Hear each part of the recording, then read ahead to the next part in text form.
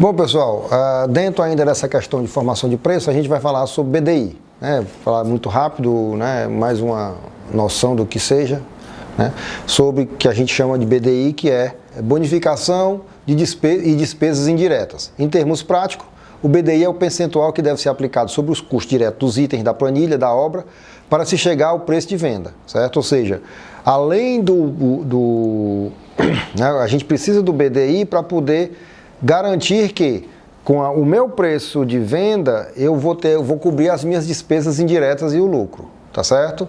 Então, a gente viu lá, a parte do BDI estava lá, daquele preço de venda que a gente calculou em outras áreas, tem a ver com essa questão do BDI, certo? Mas é porque às vezes você não precisa, rapaz, eu vou botar 20% de BDI. Pronto, você pega lá o preço de venda, preço do seu custo direto, todos os seus custos, e bota o BDI de 20%. Então, esses 20% a mais vai cobrir todas as suas despesas indiretas e vai pagar o seu lucro. Então, você pode fazer isso sem entrar em tanto nível de detalhe. Qual é o risco? Você vai ficar cada vez mais, quando você trabalha em porcentagem, o risco aumenta, porque como eu estou em cima de uma porcentagem, eu posso ter mais ou menos e isso pode gerar problemas, né? Você pode ficar um risco maior, porque eu não tenho certeza do meu custo. Eu estou trabalhando com uma porcentagem. Então, se o meu custo for muito baixo, a minha porcentagem é baixa. Se o meu custo for muito alto, a porcentagem, o valor real, não é a porcentagem, o valor aumenta. Mas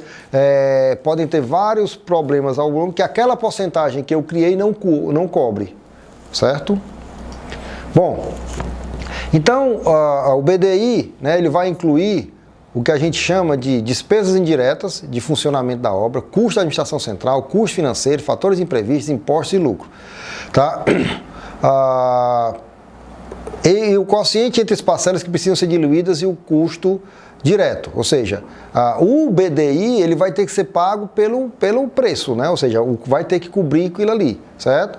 E ele é, se vocês olharem a fórmula aí, é o custo indireto mais o lucro sobre o custo direto da obra, né? Ou seja, ele é uma porcentagem do custo direto da obra que vai incidir, que vai juntar e formar o preço do BDI, certo? Bom, a desoneração do BDI, né, que a gente chama de redução do custo indireto e do BDI. O que é isso? O que você puder colocar fora do BDI, melhor. Certo? Então, por exemplo, se eu tenho lá despesas com EPIs, né, que é equipamento de proteção individual, eu devo criar um item de despesas com EPI.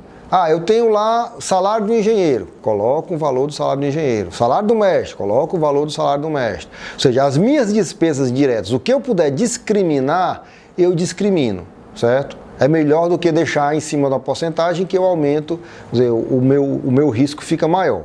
Então, eu preciso lá definir itens de custo direto na planilha orçamentária, itens que possam ser medidos.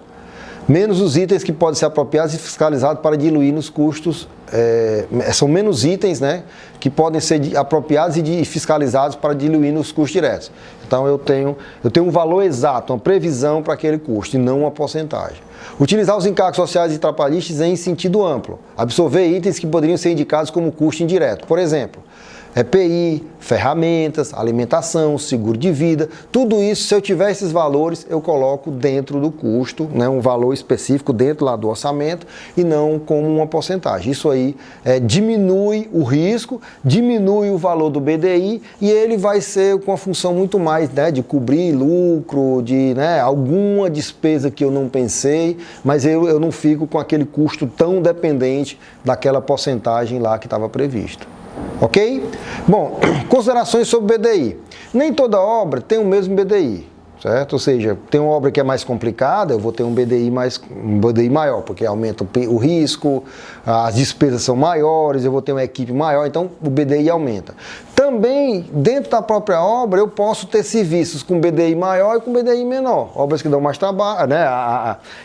Como é que se diz? Atividades que dão mais trabalho do que outras, então eu também posso diluir o BDI dentro desse espaço. No cálculo do BDI só entram os impostos que incidem sobre o faturamento. O BDI não tem limite superior, pode ser 20, 30, 40, 50, qual é o grande problema? Se eu botar muito alto, ele vai ter um impacto alto no preço de venda, que vai impactar na concorrência de mercado. Então eu também tenho que ter um valor adequado de BDI.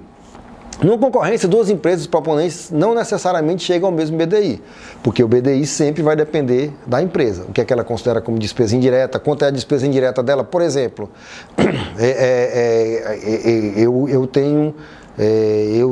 eu incido no meu BDI, o meu controle é maior, então o meu BDI é menor. O meu controle é menor, eu vou ter um risco maior, então eu aumento meu BDI. Então, cada empresa tem uma forma de trabalhar. Obras grandes, longas e simples tendem a ter um BDI reduzido, né? Porque eu vou ter mais tempo, o risco é menor, né?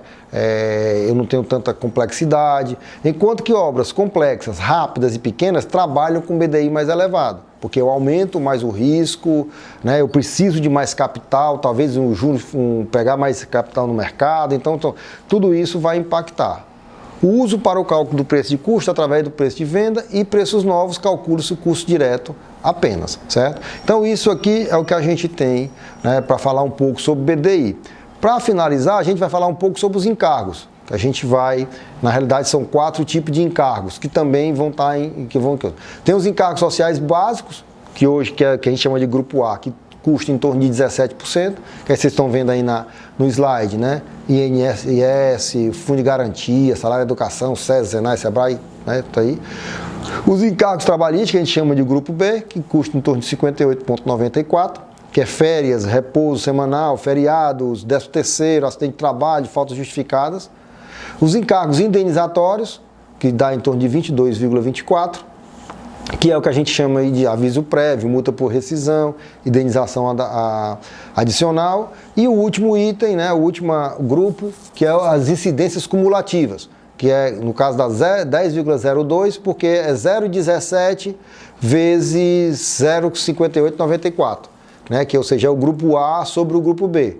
Né? Incidência de férias sob aviso prévio, incidência de 13º sob aviso prévio, incidência de fundo de garantia sob aviso prévio. Então isso aí, pessoal, que forma o que a gente chama aí dos encargos sociais.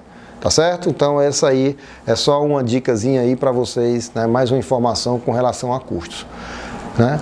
E esses encargos, eles podem ser em sentido amplo, né? Todas as despesas que o empregado acarreta, custo direto, sentido amplo, remuneração, alimentação, transporte, fardamento, que isso às vezes é uma coisa interessante, né, rapaz? O custo do operário é tanto, né?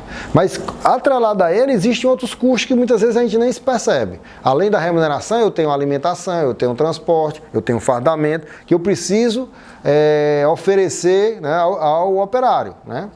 E inclusão de outros custos que estão relacionados à hora do trabalhador, por exemplo, os equipamentos de proteção individual, as ferramentas, seguro em grupo, horas extras habituais, os encargos intersindicais, tudo isso são coisas que os encargos sociais eles englobam, certo? E aí aqui vocês vão ver um exemplo de itens que podem ser considerados como diretos ou indiretos. Mobilização, eu posso colocar uma verba ou uma porcentagem. Instalação, tapume, taxas, emolumentos, veículo, topografia, limpeza, desmobilização. Esses aí, se eu considerar como valor, eu estou dando um valor, vamos dizer, direto, estou destinando. O outro eu posso colocar como porcentagem. Isso é uma escolha, não está certo, não está errado. O que a gente aconselha é que quanto mais definido for, melhor, porque eu fico dependendo menos da questão de porcentagem. Certo? Bom, com isso aqui a gente encerra essa etapa aqui do BDI e nós vamos agora para o próximo módulo.